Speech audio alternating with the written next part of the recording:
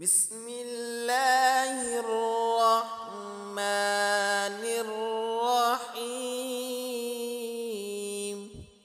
آج انشاءاللہ دو دعائیں سیکھیں گے، ایک علم کی دعا اور دوسری برے کی صحبت سے بچنے کی دعا۔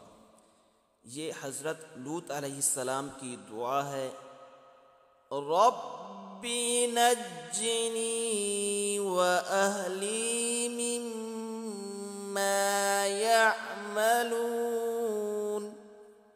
اے میرے رب، تو مجھ کو نجات دے اور میرے گھر والوں کو ان کاموں کے وبال سے جو یہ کر رہے ہیں۔ زیادتی علم کی دعا، علم میں اضافے کی دعا۔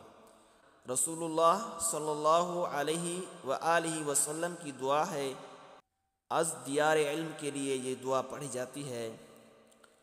رب زدنی علما، رب زدنی علما، رب زدنی علما۔